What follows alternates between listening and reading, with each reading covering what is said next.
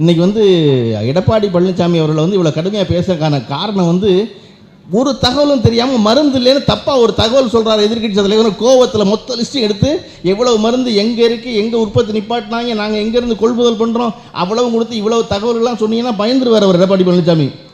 என்னோட அமைச்சருக்கே இவ்வளவு தெரியுதே அப்படின்னு அந்த கோவத்தில் தான் அவர் இவ்வளோ வேகமாக நீ பேசினது. நம்ம அமைச்சர் அவர்கள் பேசும் பொழுது எந்தெந்த தொகுதியில் எங்கெங்கே யார் யார் எவ்வளோ ஜெயிச்சாங்கன்னு சொன்னாங்க இல்லையா, சொன்னதுக்கான காரணம் பல தலைமுறையாக இது திராவிட முன்னேற்ற கழகத்துடைய ஜீனில் இருக்குது.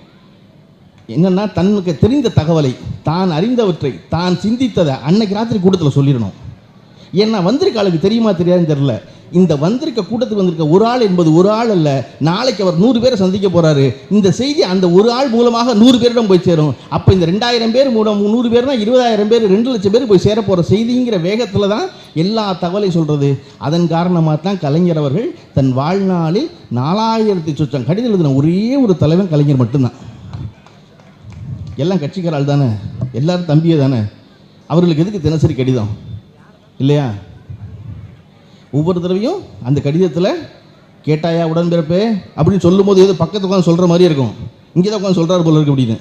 செய்வாயா உடன்பிறப்பே அப்படின்னா அது கட்டளை, நீ செஞ்சிடணும் அது அப்படின்னு. அப்போ இந்த 4000 சொச்சம் கடிதம் 54 தொகுதியாக இருக்குது. அந்த கடிதம் தொடர்ச்சியாக கடிதம் எழுதி கொண்டிருப்பதன் காரணம் என்ன அப்படின்னா, நான் ஒன்று நினைக்கிறேன், நான் நினைத்ததை நான் சார்ந்து இருக்கிற என் தம்பிகளுக்கு சொல்லிடணும். அப்போ தான் அந்த தம்பி அதை போய் சொல்லுவாங்கிறதுக்காக தொடர்ச்சியான கடிதம். அண்ணா அவர்கள், அறிஞர் அண்ணா விடிய விடிய ஒவ்வொரு கடிதத்திலையும் தம்பிக்குன்னு ஆரம்பித்து முடிக்கும் போது என்ன முடிக்கிறாருன்னா, சேவல் கூவுகிறது உறங்கச் சொல்கிறேன் தம்பி அப்படி தான் முடிக்கிறார். விடிய விடிய கடிதத்துக்கான காரணம் தான் அறிந்தவற்றை தன் கட்சியினரிடம் தன் தம்பிமார்களுக்கு சொல்லிடணும் அப்படின்னு.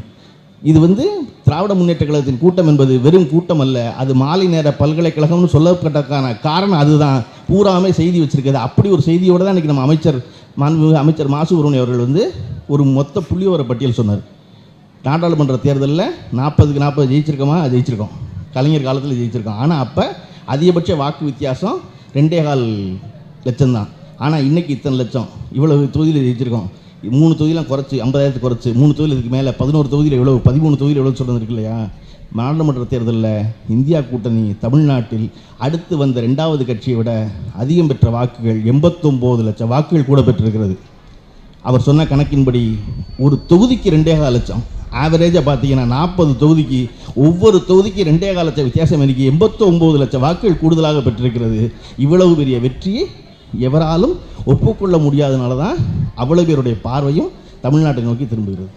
தமிழ்நாட்டுக்கு திரும்பினா நம்ம இங்கே இது எங்களுக்கு சாதாரணம். இதுக்கு முன்னாடி இதை கலைஞர் செஞ்சுருக்காரு, அதற்கு முன்னாடி இதை அண்ணா சொல்லி கொடுத்தாரு, பெரியார் சொல்லி கொடுத்தாரு, நம்ம சொல்வதற்கான ஒரு வரலாறு இருப்பதனால சொல்லிக்கொண்டே இருக்கிறோம். இன்றைக்கி இந்த கூட்டத்தில் இவ்வளவு பெண்கள் திரளாக இருக்கீங்க. அதுக்கு தான் உமா திரும்ப திரும்ப பெண்களின் முன்னேற்றத்தை பற்றி அவங்க பேசிக்கிட்டே இருந்தாங்க அவங்களுடைய பேச்சில்.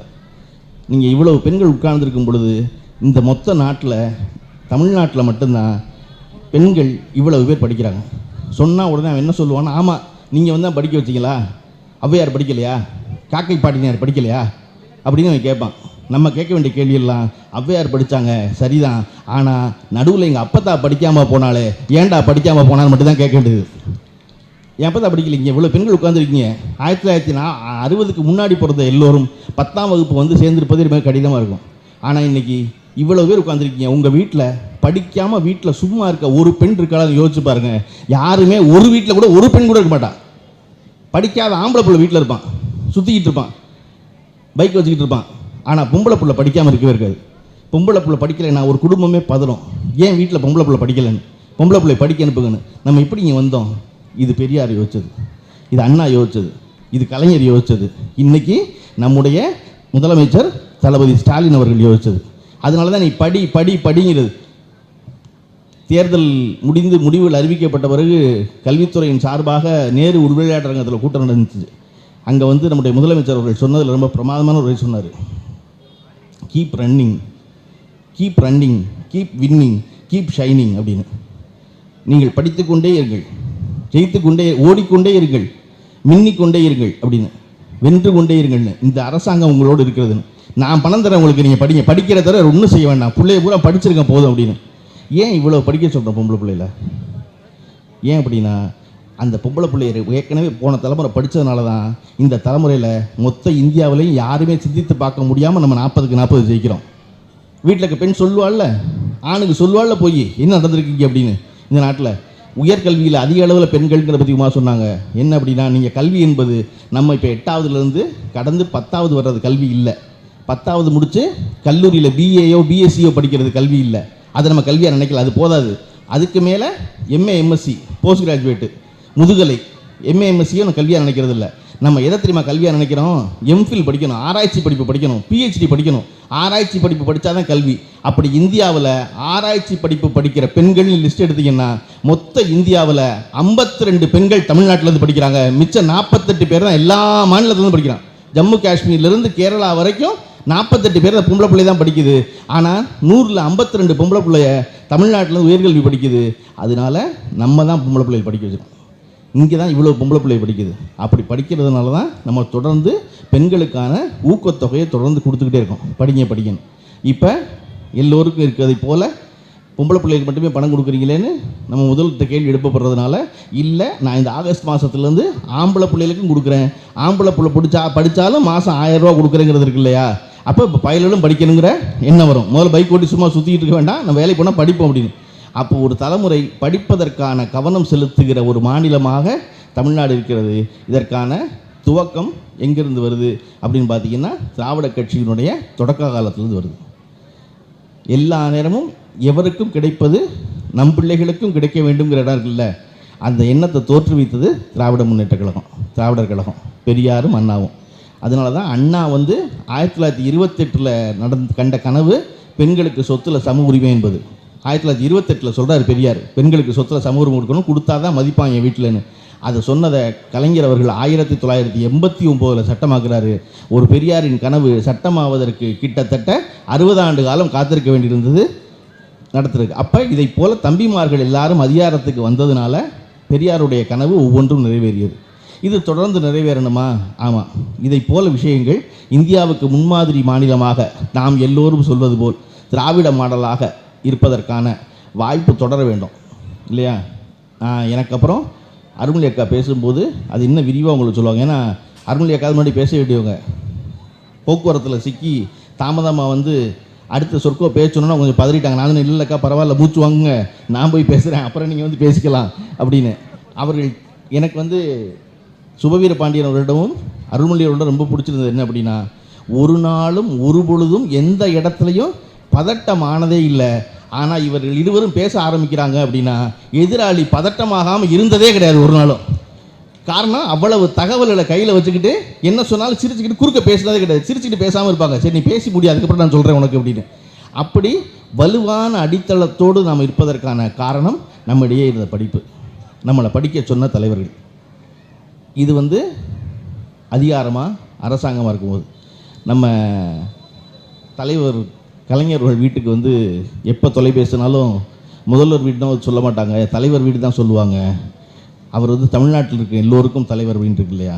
ஒரு கட்சி இத்தனை ஆண்டு காலம் இவ்வளவு கட்டுக்கோப்போடு எத்தனையோ தோல்விகள், எத்தனையோ இரக்கங்கள் எல்லாவற்றையும் பார்த்த பிறகும் இவ்வளவு உயிர் துடிப்போடு அடுத்தடுத்த தலைமுறை கடந்து வருவதற்கு இல்லையா? அது நீங்கள் இந்தியாவில் எந்த கட்சியை எடுத்து பார்த்தீங்கன்னாலும் இப்படி ஒரு கட்சி இருக்காது. தலைவர் கலைஞர் அவர்கள் மறைகிறார், மறைந்த பிறகு நம்முடைய தளபதி அவர்கள் பொறுப்பேற்கிறார். ரெண்டும் அவ்வளவு இயல்பாக ஒரு சிறு சலசலப்புமின்றி ஒரு நாள் இரவு அடுத்த நாள் காலையில் உதயசூரியன் உதிப்பது போல இவ்வளவு இயல்பாக ஒரு அதிகார மாற்றம் கட்சிக்குள் நடந்தது என்பது திராவிட முன்னேற்ற கழகத்தை தவிர வேறு எந்த கட்சியிலும் இந்தியா நடந்தே கிடையாது. அப்போ அதற்கான அடித்தளங்கூட அதுக்கான உழைப்போடு இருப்பதற்கு இல்லையா? இன்றைக்கி நம்ம ரொம்ப சிறப்பாக இருக்கோம். நம்ம தலைவர் முதலமைச்சர் அவர்கள் சொன்ன 40க்கு 40 அப்படிங்கிற அவருடைய கட்டளையை ஏற்று அமைச்சர் பெருமக்களிலிருந்து மாவட்ட செயலாளர்களிலிருந்து சட்டமன்ற உறுப்பினர்கள் அத்தனை பேரும் செயல்பட்டு இவ்வளவு வீச்சோட இந்தியாவே ஆச்சரியப்படும் வகையில் 40க்கு 40ஐயும் வென்று கொண்டு கொடுத்துருக்குறோம். அதில் மகிழ்ச்சி அடைகிறாரு முதல்வர். அவர் தான் காரணம். நம்ம EVKS இளங்கோவன் அவர்கள் காங்கிரஸ் கட்சியினுடைய சட்டமன்ற உறுப்பினர் முன்னாள் தலைவர் சொன்னது போல இந்த வெற்றி வந்ததற்கான ஒரே காரணம் தலைவர் ஸ்டாலினும் இந்த திராவிட மாடல் ஆட்சியும் தான். ரொம்ப சத்தமாக சொன்ன முதல் கூட்டணி கட்சி தலைவர் அவர் தான். ஏன்னா ஜெயிக்கிறதுக்கு முன்னாடி எல்லாரும் சொல்லுவாங்க கூட்டணி கட்சியாக இருக்காள் பூரா, ஏன்னா அவனுக்கு தெரியும் சொன்னால் தான் ஓட்டு போட முடியும்னு. ஜெயிச்சதுக்கு அப்புறமும் ஒருத்தர் இவ்வளோ வலுவாக சொல்கிறது இல்லை. எனக்கு அந்த இடத்துல ஈவி.கே. செல்வம் ரொம்ப பிடிச்சிருந்துச்சு. என்ன அப்படின்னா, எந்த சிறு சலசலப்பு வந்த உடனே சும்மார் எல்லாரும் இதுக்கு காரணம் தலைவர் தான், அவருடைய ஆட்சி தான், அதனுடைய சிறப்பு திட்டங்கள் தான் சொல்லி அடக்கணும்ல. அப்படி ஒரு விஷயம் நம் கட்சிக்குள்ளும் நடக்க வேண்டியது இருக்கிறது. இன்னைக்கு தலைவர் அவர்கள் கலைஞர் தலைவராக இருந்த பொழுது தொடர்ச்சியாக உடன்பிறப்புகளுக்கு கடிதம் எழுதி கொண்டே இருந்தார். என்ன செய்யணும்னு சொல்லிக்கிட்டே இருந்தார். தலைவர் என்ன நினைக்கிறார் என்பது உங்களுக்கு தெரியும். ஆனால் அதன் பிறகு வந்த நம்முடைய முதலமைச்சர் தலைவர் ஸ்டாலின் அவர்கள் ஒவ்வொரு முறையும் மிக தெளிவாக அதை குறிப்பிடுகிறார். நான் தலைவர் கலைஞர் இல்லை, அவரை போல எழுத்தாற்றலோ பேச்சாற்றலோ எனக்கு கிடையாது, எனக்கு தெரிந்ததெல்லாம் உழைப்பு உழைப்பு உழைப்பு மட்டும்தான் சொல்கிறாரு. அதற்கேற்றபடி கலைஞரை அவர் எந்த இடத்துல மிஞ்சுறார் அப்படின்னா அந்த உழைப்பில் தான் மிஞ்சுறார். நாம் கலைஞரை அந்த வயதில் இப்படி சுற்றி பார்த்ததில்லை. தொடர்ச்சியாக இத்தனை நிகழ்ச்சி, இத்தனை கட்சி நிகழ்ச்சி, அரசு நிகழ்ச்சி அப்படின்னு உழைப்பு உழைப்பு உழைப்புன்னு மாற்றுக்கிறதே இல்லை. ஆனால் பொதுவாக கட்சியில் தலைவர் ஸ்டாலின் அவர்கள், நம்முடைய முதலமைச்சர் அவர்கள் ஏன் கடுமையாக நடந்துக்க மாட்டேங்கிறார், ஏன் கடுமையாக சவுக்கு எடுக்க மாட்டேங்கிறார், ஏன் இன்னும் அந்த நாகரிக அரசியல் நடத்தி கொண்டே இருக்கிறாருங்கிற ஒரு எண்ண ஓட்டம் மொத்த கட்சியில் இருக்கு. அப்படி தான் நான் நினைக்கிறேன். இன்னும் கடுமையாக இருக்கலாம்ல அப்படின்னு நினைக்கும்போது, அப்போ அவர் நேரடியாக என்ன நினைக்கிறார் என்பதை தெரிந்தால்தான் கட்சியில் கடைசியில் இருக்கிற, வேளச்சேரியில் இருக்கிற, ஆனந்தனுக்கு கீழே இருக்கிற எல்லோருக்கும் செயல்படுறதுக்கான ஊக்கம் வந்து சேரும். அப்போ நான் நினைப்பது, இன்னும் 2 ஆண்டு காலம் இருக்கிறது.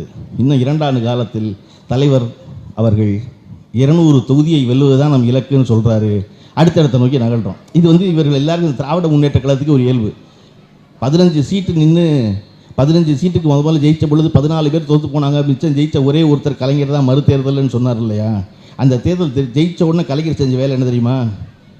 உடனடியாக சிந்திச்சது அடுத்த 5 வருஷம் கழிச்ச தேர்தலை.